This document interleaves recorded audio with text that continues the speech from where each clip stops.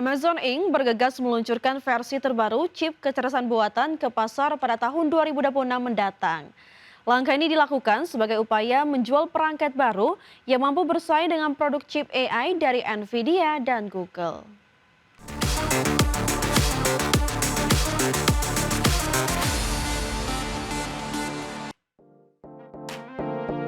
Perusahaan teknologi raksasa Amazon Inc. tengah bergegas meluncurkan versi terbaru chip kecerdasan buatan ke pasar pada tahun 2026 mendatang.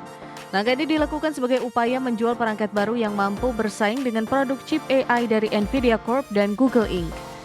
Selain itu, strategi pengembangan chip ini merupakan elemen kunci dalam strategi Amazon untuk menonjol di bidang kecerdasan buatan. Namun demikian, Amazon Web Services justru kesulitan untuk meniru dominasi tersebut di kalangan pengembang tool AI terkemuka setelah beberapa perusahaan memilih untuk bergantung pada Microsoft Corp yang memiliki hubungan erat dengan OpenAI sebagai perusahaan di balik ChatGPT maupun Google milik Alphabet Inc.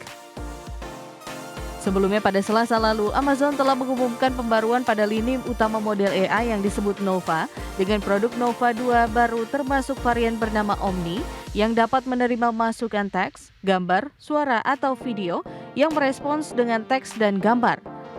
Sama halnya dengan chip, Amazon juga berusaha meyakinkan pelanggan terkait kinerja berbagai model AI berdasarkan harganya.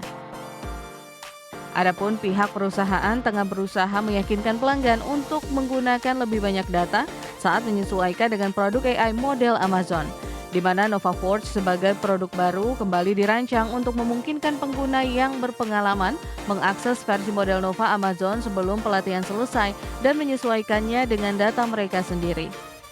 Berbagai sumber IDX Channel. Game klasik Rockstar Games Red Dead Redemption resmi meluncur di perangkat seluler iOS dan Android pada hari Rabu waktu setempat. Di mana peluncuran ini memungkinkan jutaan pemain untuk merasakan petualangan epic John Marston sekaligus menandai debut game tersebut di platform mobile. Kabar gembira bagi para penggemar game klasik Red Dead Redemption yang merupakan salah satu mahakarya Rockstar Games resmi meluncur di perangkat seluler iOS dan Android, di mana peluncuran ini memungkinkan jutaan pemain untuk merasakan petualangan epic John Marston sekaligus menandai debut game tersebut di platform mobile. Sebelumnya peluncuran RDR Mobile dijadwalkan rilis pada 2 Desember lalu, namun mengalami sedikit penundaan dan akhirnya hadir pada 4 Desember 2025. Bersamaan dengan game utama ekspansi horor populer Undead Nightmare juga turut disertakan dengan memberikan pengalaman bermain yang lebih lengkap dan mendalam. Sementara itu, kehadiran Red Dead Redemption di genggaman tangan menjadi momen penting bagi industri game mobile, sehingga pemain kini memiliki dua opsi utama untuk mengakses game, baik melalui langganan Netflix Games maupun dengan pembelian terpisah. Kemudian bagi para pelanggan setia Netflix, memainkan RDR di perangkat seluler menjadi lebih mudah dan tanpa biaya tambahan. Cukup dengan memiliki langganan Netflix aktif, pengguna dapat mengunduh game melalui App Store atau Google Play, lalu masuk menggunakan akun Netflix untuk mulai bermain. Selain melalui Netflix, pengguna seluler juga memiliki pilihan untuk membeli Red Dead Redemption secara terpisah, di mana game ini dapat dibeli dengan harga $39,99 atau sekitar Rp66.000. Melalui berbagai macam platform dengan opsi pembelian memberikan kepemilikan penuh atas game tanpa ketergantungan pada langganan Netflix. Berbagai sumber untuk IDX Channel. Pemirsa, PT Waskita Beton Precast Tbk atau WSBP mempercepat agenda pemulihan kinerja setelah mayoritas pemegang obligasi menyetujui relaksasi sejumlah rasio keuangan dalam rapat umum pemegang obligasi atau RUPO pada 2 Desember 2025. Persetujuan ini membuka ruang strategis bagi perusahaan untuk melanjutkan program pemulihan pasca restrukturisasi. Perseroan mendapatkan persetujuan mayoritas pemegang obligasi untuk pengesampingan sejumlah rasio keuangan yang berlaku untuk laporan keuangan 2025 dan 2026. Relaksasi tersebut mencakup current ratio minimal 1 kali, DER maksimal 2,5 kali, serta DSC minimal 100%. Manajemen menilai langkah ini memberikan ruang tambahan untuk memastikan program pemulihan berjalan sesuai rencana. Kepala Divisi Corporate Secretary Perusahaan, Fandi Dewanto menegaskan, Rupo menjadi forum strategis untuk menjaga komunikasi terbuka dengan investor obligasi. Ia menyebut persetujuan dalam Rupo memberi landasan penting bagi perusahaan dalam mengeksekusi agenda pemulihan pasca restrukturisasi. Fandi menilai fleksibilitas ini diperlukan agar perusahaan bisa fokus pada penguatan struktur bisnis sekaligus normalisasi kinerja keuangan. Adapun perseroan juga memperkuat pangsa pasar melalui perolehan proyek berkualitas dan pengembangan produk beton precast serta ready mix yang lebih inovatif.